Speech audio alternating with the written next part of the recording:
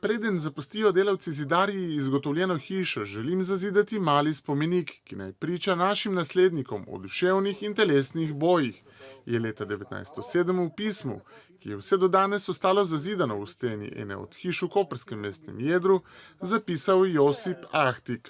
Na dan so ga 108 let kasneje potegnili gradbinci, ki obnavljajo objekt. Tako smo se norca delali, da bomo najdli kakšen zaklad in smo ga res najdli. Bilo je med dvem zidovom, včasih so delali hiše zid, pa notri žagovina, pesek, smeti, pa spet zid in v tem votlem prostoru je bila ta najdba. Izredno ohranjena, zavita lepo. Gradbinci so najdbo, ki je bila ovita v več ovojev, predali lastniku objekta, nato pa so jo skupaj komisijsko odprli. Od samega začetka smo se vedno hecali med sabo. No, ob prenovi bomo najdli zaklad v tej hiši, tudi z otroci smo se hecali z izvajalcem in vse skupaj je bilo še toliko bolj presenetljivo pol ob najdbi. Če bi obnova potekala po načrtih, najdbe zagotovo ne bi našli, saj rušenje zidu, kjer se je ta nahajala, ni bilo predvideno.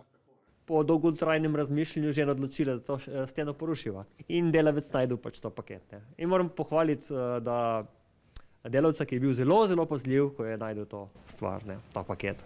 Salvator Žitko, izredni poznavalec časa na prelomu iz 19. v 20. stoletje, pravi, da je časovna kapsula posledica takratnih razmer, saj je tovrstnemu načinu razmišljanja praviloma grozila cenzura. Prav gotovo je neke strahove imel oziroma neke predsodke, neke pomisleke in zato se je odločil za tak način, ki je nekoliko nenavaden.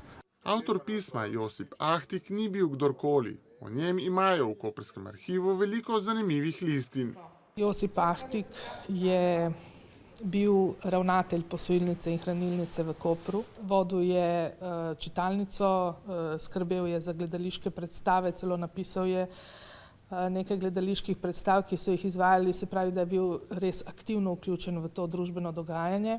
Lastnik pisma in fotografij, tudi sam navdušen ljubiteljski zgodovinar, je gradivo pripravljen deliti z javnostjo.